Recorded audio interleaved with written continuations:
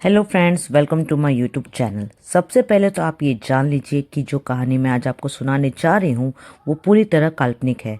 इसका किसी भी असली शहर, बिल्डिंग या इंसान से कोई लेना देना नहीं है। लेकिन अगर आप रात में सुन रहे हैं तो सोच समझ कर सुनेगा, क्योंकि आज की कहानी एक ऐसे कमरे की है जिसे लोगों ने सालों पहले छोड़ दिया था। एक ऐसा कमरा जहाँ दिन में कोई नहीं जाता और रात में कोई वापस नहीं आता। कहते हैं उस कमरे में रहने वाली लड़की मरी नहीं थी, मारी गई थी, और उसकी परछाई आज भी उसी कमरे की दीवारों पर टंगी है। अगर आप तैयार हैं तो आइए शुरू करते हैं छठी मंजिल का आखिरी कमरा। एक ऐसी कहानी जो शायद आप पूरी सुन ही ना पाए।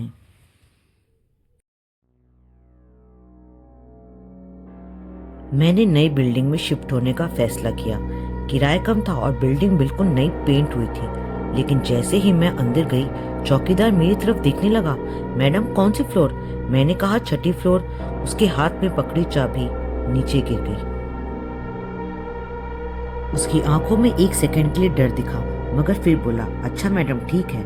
मैंने सोचा शायद आदमी अजीब है, लेकिन मुझे क्या पता था कि ये डर मेरे लिए नहीं था, किसी और चीज के लिए था। मैं छठी मंजिल पर पहुंची। गलियारा बहुत शांत था, इतना शांत कि अपने कदमों की आवाज भी लंबी लगे। 4 कमरे थे, लेकिन 3 के बाहर ताले। सिर्फ एक 606 खोलने के लिए कहा गया था। जैसे ही मैंने ताला लगाया, सीलिंग फैन अपने आप चलने लगा। कमरा खाली था, कोई फर्नीचर नहीं, लेकिन बीच में एक पुराना टेबल पंखा चल रहा था, वो भी बिना बिजली के। मैं चौंक गई, ये कैसे चल रहा है? तभी पंखा बंद हो गया।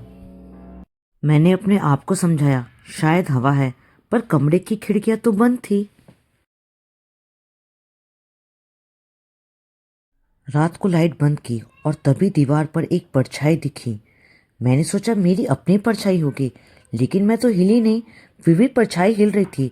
मैंने फोन की फ्लैशलाइट दीवार पर डाली, कुछ नहीं था। लेकिन जब मैंने लाइट हटाई, परछाई और करीब आ चुकी थी। और तभी किसी ने आवाज में कहा, वापस मत जा। मैंने चौंक कर पीछे देखा तो कोई नहीं था। अगले दिन मैं तीसरी मंजिल वाली आंटी से मिली। उन्होंने बताया, बेटा छठी मंजिल, वहां मत रहो। पिछली बार जो लड़की रह रही थी वो देर रात तक चीखती रहती थी, लेकिन दरवाजा खोलने पर कमरा खाली मिलता था। मैं डर गई, परछाई का क्या? आंटी ने कहा, अगर दिख रही है तो इसका मतलब है कि वो तुम्हें भी देख रही है। उस रात 12:07 पर मेरा फोन बजा। मैंने उठाया, हेलो।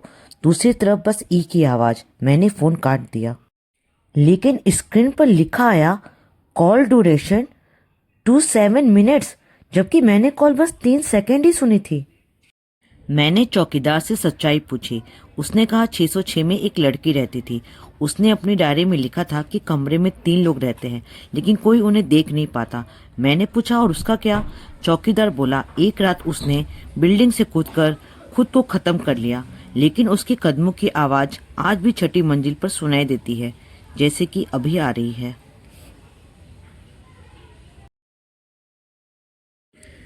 मैं कमरे में वापस आई, दरवाजा बंद किया और फिर मेरे फोन के कैमरे ऐप ने खुद ब खुद खुलकर सेल्फी मोड ऑन कर दिया। स्क्रीन पर मैं थी, लेकिन मेरे पीछे कोई और खड़ा था, काला, लंबा, बिना चेहरा।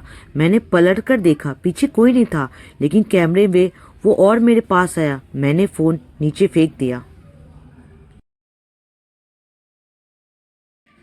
मैंने कमरा छोड़ा नहीं, मुझे सच जानना था। रात 3:06 पर कमरे का पंखा खुद चल पड़ा और दीवार पर परछाई बनी, फिर बढ़ती चली गई। उसने कहा, मेरी कहानी अधूरी है। उसकी आवाज एक लड़की की थी। फिर अचानक दीवार पर एक चेहरा उभर आया और लड़की ने कहा,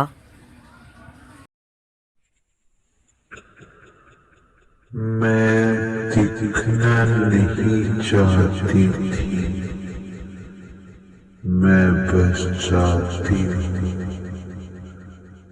कोई मेरी आखिरी बात सुन ले।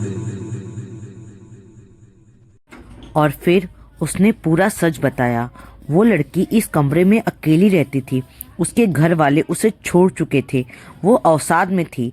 एक रात उसने कमरे की खिड़की से कूदने की कोशिश की, लेकिन कमरे में जो छाए थे उन्होंने उसे रोका नहीं, बल्कि उसे धकेल दिया।